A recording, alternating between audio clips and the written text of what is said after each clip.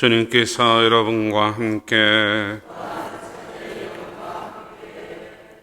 마르코가 전한 거룩한 복음입니다.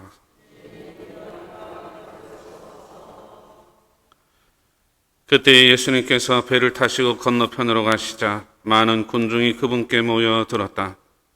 예수님께서 호숫가에 계시는데 야이로라는 한 회당장이 와서 예수님을 뵙고 그분 발 앞에 엎드려 제 어린 딸이 죽게 되었습니다.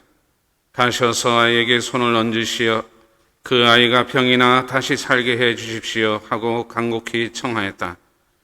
그래야 예수님께서는 그와 함께 나서시었다. 많은 군중이 그분을 따랐다. 그때 회당장의 집에서 사람들이 와서는 따님이 죽었습니다. 그러니 이제 스승님을 수고롭게 할 필요가 어디 있겠습니까? 하고 말하였다. 예수님께서는 그들이 말하는 것을 곁에서 들으시고 회당장에게 말씀하셨다. 두려워하지 말고 믿기만 하여라. 그리고 베드로와 야고보와 야고보의 동생 요한 외에는 아무도 당신을 따라오지 못하게 하셨다. 그들이 회당장의 집에 이르렀다. 예수님께서는 소란한 광경과 사람들이 큰 소리로 울며 탄식하는 것을 보시고 안으로 들어가셔서 그들에게 어찌하여 소란을 피우며 울고 있느냐? 저 아이는 죽은 것이 아니라 자고 있다 하고 말씀하셨다. 그들은 예수님을 비웃었다. 예수님께서는 그들을 다 내쫓으신 다음 아이의 아버지와 어머니와 당신의 일행만 데리고 아이가 있는 곳으로 들어가셨다. 그리고 아이의 손을 잡으시고 말씀하셨다. 탈리타쿰, 이는 번역하면 소녀야 내가 너에게 말한다. 일어나라는 뜻이다. 그러자 소녀가 곧바로 일어서서 걸어 다녔다. 소녀의 나이는 12살이었다. 사람들은 몹시 놀라 넋을 잃었다. 예수님께서는 아무에게도 이 일을 알리지 말라고 그들에게 거듭 분부하시고 나서 소녀에게 먹을 것을 주라고 이르셨다. 주님의 말씀입니다.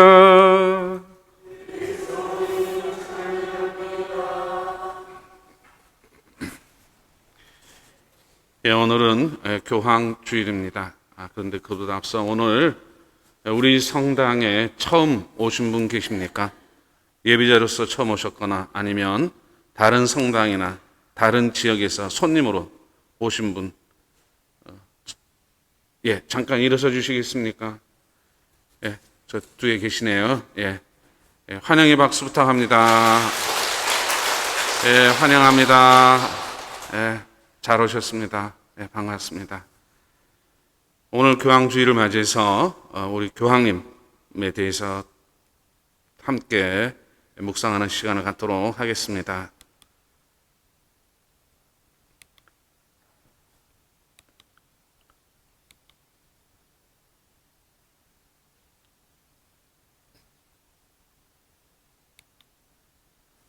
(2013년 3월 13일) 바티칸 시스티나 성당에서 콘클라베가 진행 중일 때 사람들은 성 베드로 광장에서 함께 모여서 새 교황 선출을 기다리고 있습니다. 하베무스 파팜, 교황님께서 우리와 함께 계시다. 수만 명의 사람들이 역사의 증인이 되고 베드로의 후계자에게 인사하기 위해서 성 베드로 광장에 모여들었습니다. 프란치스코 교황님은 최초의 남미 출신이자 프란치스코라는 이름을 가진 첫 번째 교황님이십니다.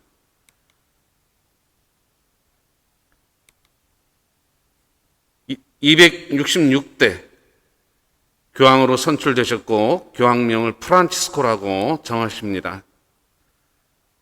그리고 성베드로 대성당 중앙 발코니에서 교황 선출을 기다리고 있던 사람들에게 교황님께서는 십자가도 전에하고 있던 철제 십자가 그대로 전통적으로 교황 선출자가 입던 붉은색 교황용 모세타를 입지 않고 그냥 소박한 하얀색 수단 차림으로 나오셨습니다. 그리고 먼저 강복을 하기 전에 신자들에게 자신을 위해서 기도해 달라면서 침묵 중에 고개를 숙이십니다. 이때부터 프란치스코 교황님의 파격은 우리에게 놀람을 주게 됩니다. 프란시스코 교황님은 문장이 제아비로이 부르시니, 자비로이 부르시니의 문장입니다. 하나님께서 자비로이 당신을 부르셨다는 의미겠지요. 그리고 우리가 아시는 바와 같이 1936년 12월 17일 남미 아르헨티나 부에노스아이레스에서 태어나십니다. 호르헤 마리오 베르골료라는 그런 이름으로 철도 근로자의 아들로서 화학을 공부했고 화학기술자로 일했습니다. 그러다가 1958년 22살의 나이에 예수에 입회했고 1969년에 사제가 되었습니다.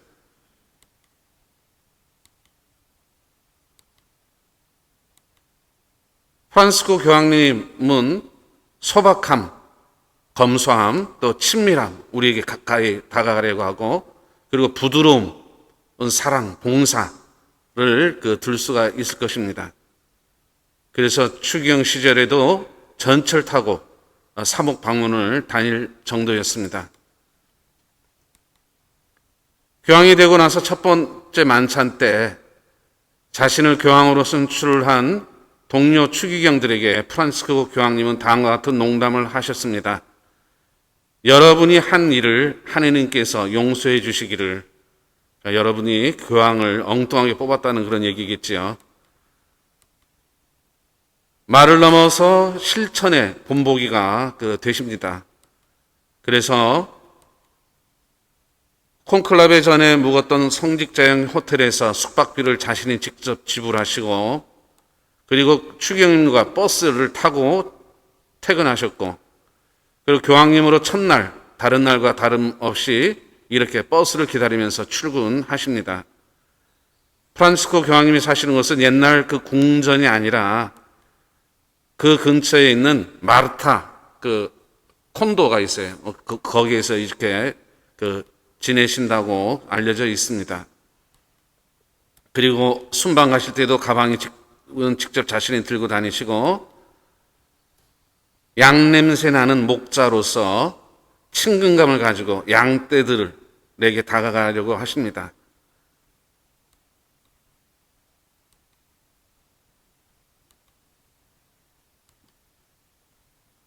그리고 특히나 모든 피조물을 사랑하시는 분이시죠. 그래서 몇 년 전에 찬미 받으소서라는 회칙도 펴내셨습니다. 그래서 우리가 하나님께서 주신 이 선물을, 또 생명을, 하나님 영역 안에 있는 이 생명을 우리가 함부로 하고 있다. 마치도 우리 것인 양, 하나님의 것인데 우리 것인 양 도둑질하고 있다라는 그런 투로, 그래서 우리 모두가 피조물을 아껴야 된다고 그렇게 하시지요. 그리고 열렬한 축구팬이시기도 하고요. 단순하고 소박한 그런 삶을 사시는 분이십니다. 그래서 저 흰색 차 있죠? 예. 저 차는 30만 킬로 타신 84년식 중고 르노입니다. 이거를 직접 운전하고 다니십니다. 그리고 이전 교황님과 또 다른 검소한 그런 복장을 지니시고요. 전통적인 구두인 빨간 구두를 신지 않고 평소에 신던, 교황으로 임명되기 전에부터 신고 있던 검은색 구두를 신고 다니십니다. 전임 교황님과 지금 교황님이 같은 자리이긴 한데 의자가 다르죠. 예. 아주 호화로운 의자를 검소한 그런 단순한 의자로 바뀌시고 앉으셨습니다. 브라질 방문하면서 저는 금도 은도 없습니다. 그러나 저는 가장 귀한 선물인 예수 그리스도를 모시고 왔습니다 하면서 열광적인 그런 신자들의 그 환대를 받았습니다. 그래서 모든 이에게 열린 교회, 닫힌 교회가 아니고, 그래서 가능한 한 열려있는 교회, 하느님을 찾고 선한 의지를 가지고 있다면 그가 혹시 동성애일지라도 제가 어찌 판단하겠습니까? 라고 하면서 함부로 차별하거나 함부로 하는 교회가 되어서는 안 된다라고 말씀을 하십니다.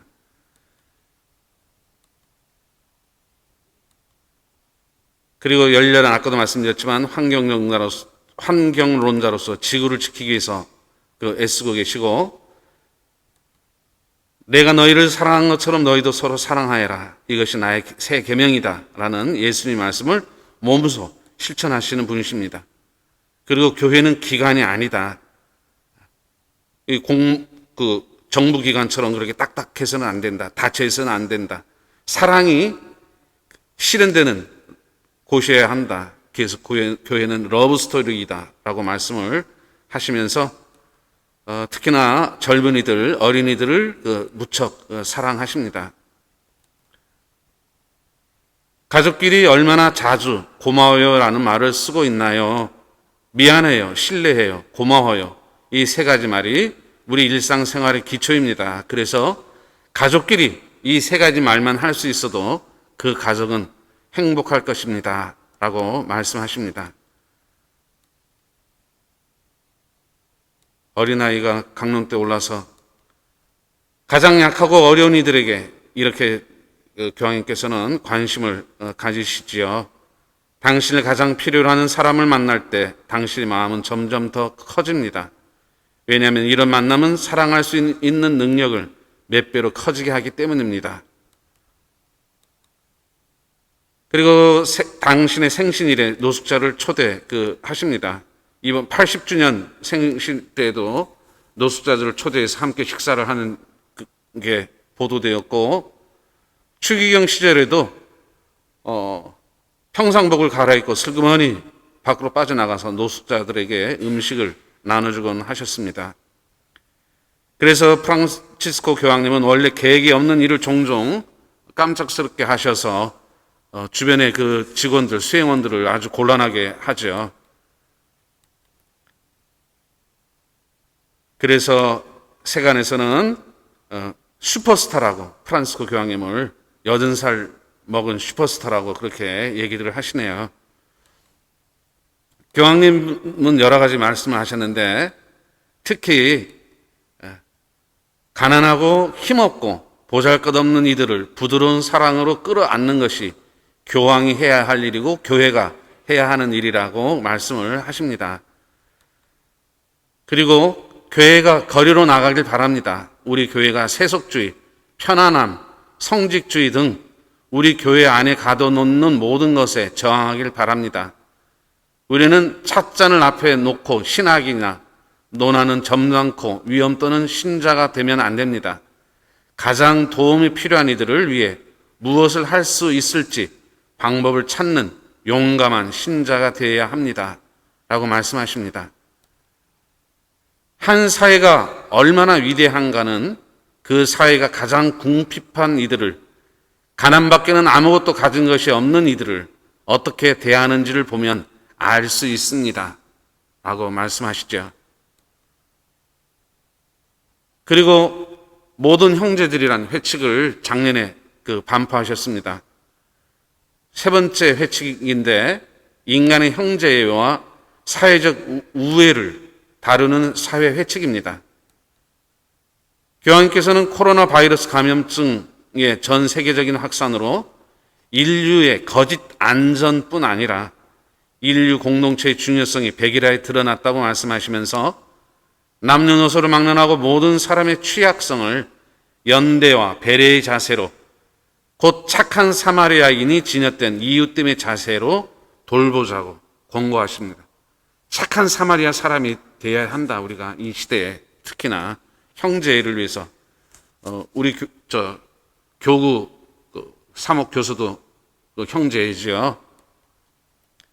그래서 교황님께서는 세상의 형제를 위한 보편적인 사랑의 필요성을 말씀하시면서 세계화와 진보를 향해서 공동 항로 없이 내달리는 세상 안에서, 그리고 서로를 차별하고 가르는 장벽을 뛰어넘어서 모든 이가 동등한 권리와 의무, 존엄성을 지닌 형제 자매로서 모든 얼굴과 모든 손과 모든 목소리를 아우르는 인류 가족을 이루도록 함께 꿈꾸자고 형제의 회칙을 통해서 우리에게 말씀을 하십니다.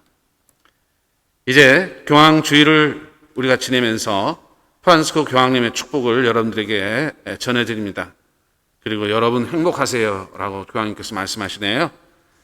우리도 교황님 행복하세요 라고 응답하면서 교황님의 영육간의 건강을 이 주간만이라도 기도하고 교황님을 중심으로 우리 교회가 한 나의 교회로서 주님께 나아갈 수 있도록 함께 기도했으면 좋겠습니다.